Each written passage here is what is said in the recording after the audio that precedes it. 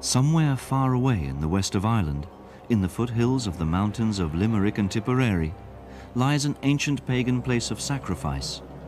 As long as 5,000 years ago, people were living here, worshipping the gods of heaven and earth. Not far from there is the Abbey of Glenstal, a new foundation in a country sprinkled with the ruins of medieval monasteries, whose tumbled stones still sing in the midst of destruction. There were many Irish monks in the 7th, 8th and 9th centuries who were not able to live the monastic life in Ireland, mainly because of the Viking invasions. They burnt down most of the monasteries, and the result was that they had to flee the country and go to Europe. In fact, there were, after the coming of the Normans to Ireland in the 12th century, there were many Benedictine and Cistercian monasteries in the country. Unfortunately, they were all destroyed, closed down, and in some way disappeared off the face of the earth under both Henry VIII and Queen Elizabeth in the 16th century. So that monastic life again disappeared from the land, and it was only 400 years later, when Glenstal was founded, that the Benedictines came back to Ireland and restarted the monastic life in the Benedictine tradition. An Irish abbot of the Belgian Abbey of Murroe had long had an ambition to establish an abbey back in Ireland. In 1928, his successor, on the invitation of the Archbishop of Cashel, was finally given the opportunity to realize the dream. The castle of Glenstal is something that we all grow to love, and which is an extraordinary pile when seen from far away.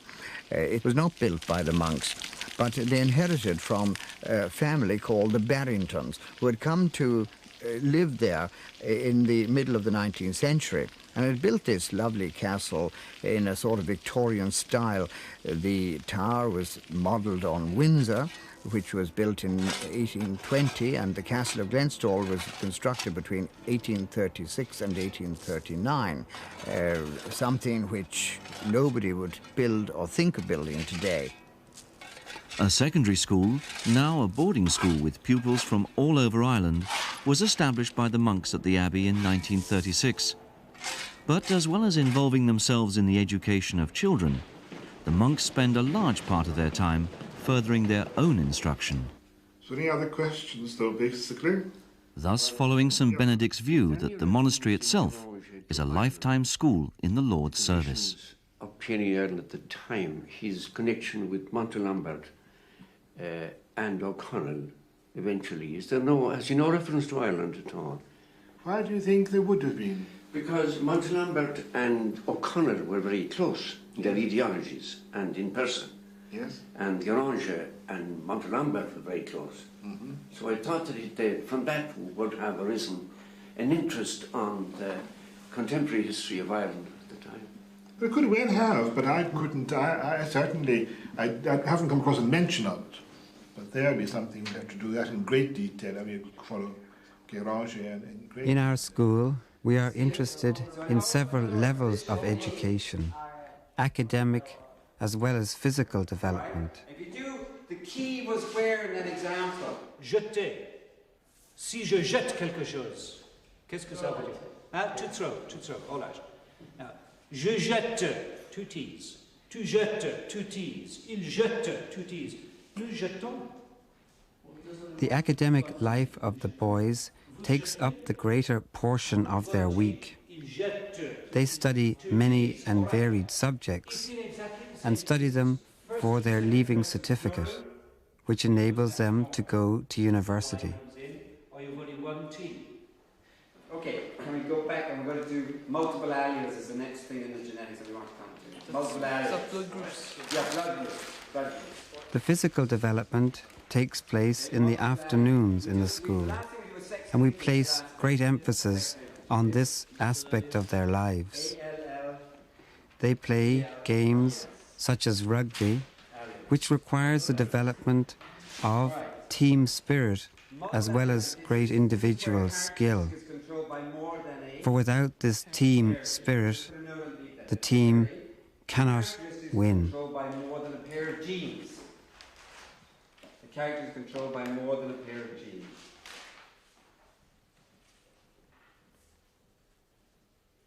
For e.g., blood groups. What is the cross that will give you the 4 types of blood groups? That's the question you could get. AB. We are in great demand from parents, and when they come to visit us, which they do often, I always tell them that they should listen rather than look, because to my mind they will see and hear the spirit of the school in the sounds that they hear from the boys. They may hear boys in the dormitory, in the classroom, on the playing fields. And the boys don't know that they are being listened to or watched. So if they hear happy sounds, I think they will be able to judge for themselves the quality of the school. Because when they are happy, I know that the school is running well and the Spirit is with us.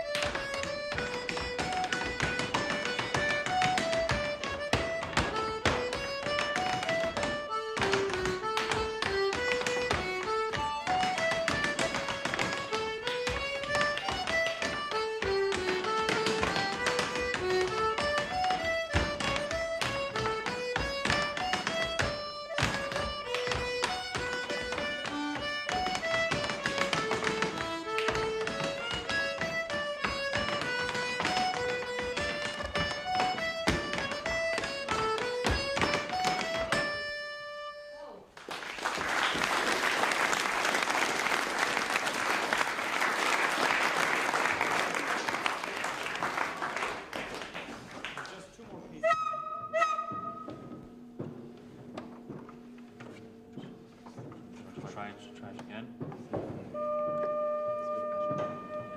And the C sharp now. Up a little bit. And what about the F? A bit more, a bit more.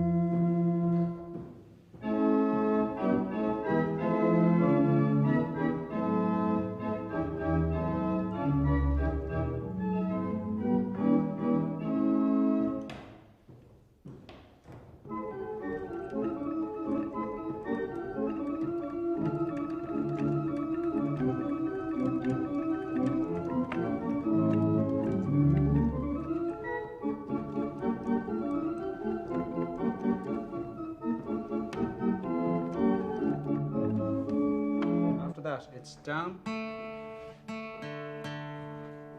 So it's down, up, up, and come down on this one. What?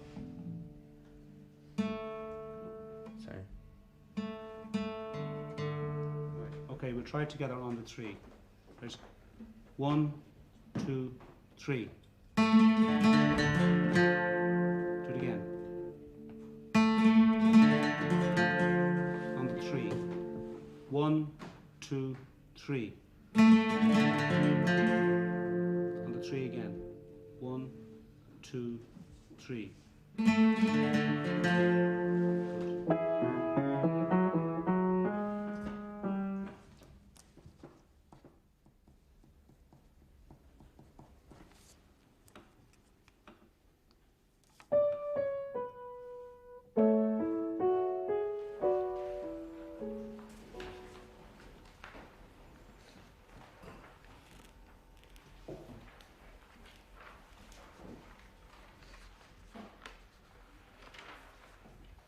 In the school, the thing we treasure most is the quality of the relationship between the staff and the boys. We like to treat each other equally and do not wish to have an authoritarian structure or a patriarchal framework. We like to stress the equality and to treat each other equally because in the end we are all on the same life's journey, and we must share and help each other to achieve our goals. This doesn't mean there is any lack of respect, but in fact, more respect as we recognize each other as persons, each with their own distinctive personality and journey to make.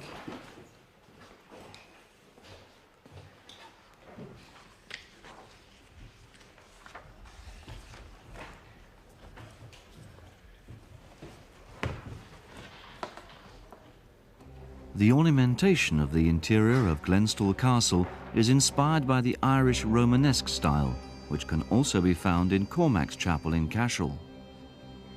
This chapel is the oldest existing part of St. Patrick's Rock, which dominates the landscape and where, in the past, Irish bishops exercised their powers through many major synods. This rock, once the royal seat of Munster, was given to the church in the 12th century. The ancient Irish bishops were, some of them, very powerful lay lords, and they even went to war with each other.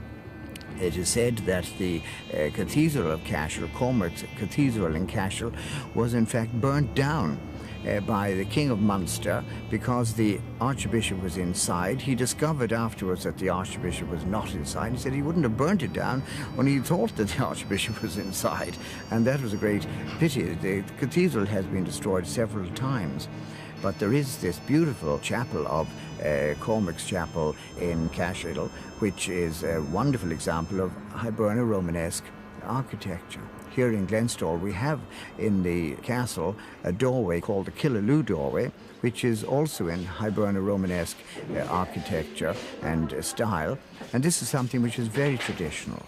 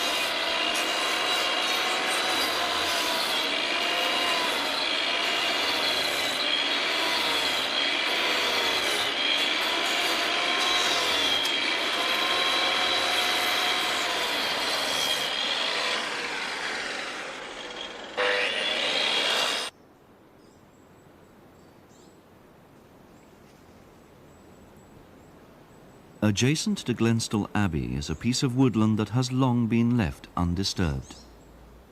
In its centre there is a natural altar stone which, during periods of religious persecution, served as a focus for the gatherings of the faithful as they came together to celebrate Mass in the open air. Here they prayed to God. Prayer, in fact, is very simple, for it flows directly from the heart. There is no need to impose a pattern on prayer because the law of God is written in our hearts. In the Eastern world, that is the Eastern Orthodox Christian world, there is the custom of saying a prayer or mantra in harmony with the beating of the heart. The basis for this is that the greatest theophany for each one of us is the intimate and wonderful gift of existence that God has given us. Very often, I think the great enemy of peace and holiness is not sin, but morality. The law of God is written in our hearts, so we need only be true to ourselves. We also read in Scripture that man is made in God's image. So if we take the icon of St. Nicholas, we see a man who is true to himself, a man who was so kind in his life, forever giving presents to people, that this image of God shone forth in him like a theophany.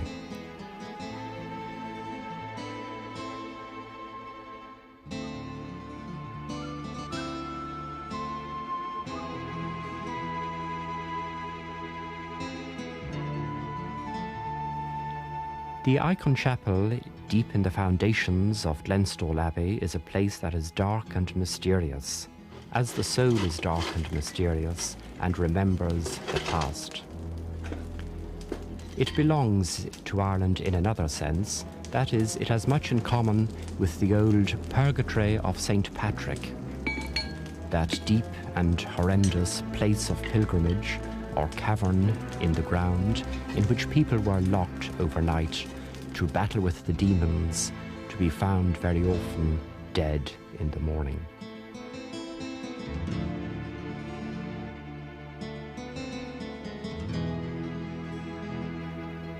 It is not surprising to find icons in Ireland, for though icons come from the Eastern world, Irish Christianity has long been connected with the East. The monastery of Bangor even described itself as Vinea ex Egypto transplantata, a vine taken out or transplanted from Egypt. For the Irish monks knew well their connection between Roman Gaul, Marseille, and the desert monks of Egypt.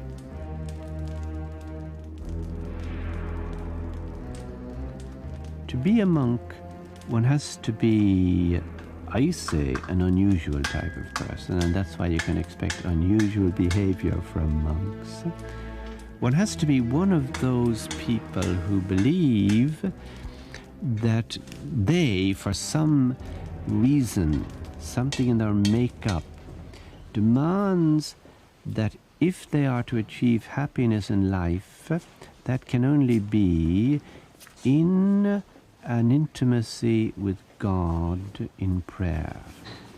The normal thing for the human being is that he will find at a horizontal, heterosexual level someone who will be to him both a comfort in body and in spirit. That's the norm, you see. But the monk says, fine, that's very true, that's how it should be, but I'm this unusual type of person who seems to need something different. The overwhelming reality of God is such for me that I must make it the priority in my life, and a relationship with that God is the only thing that in fact is going to give me the satisfaction and quiet of mind that I desire.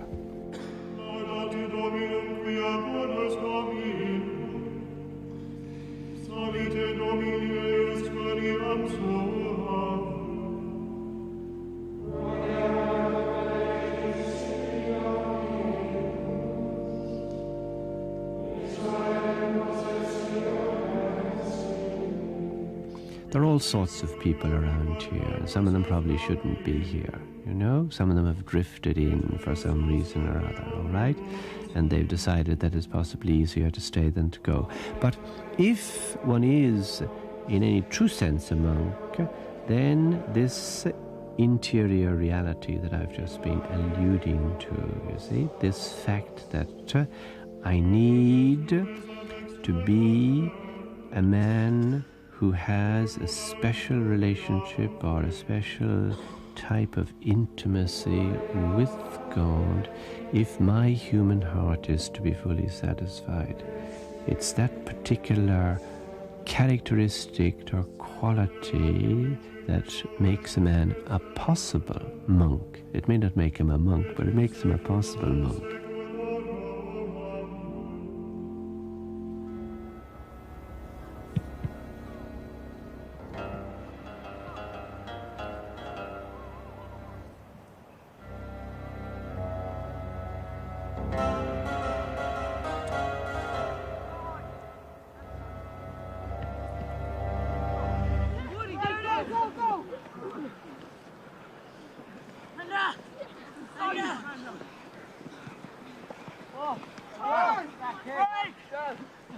Get him!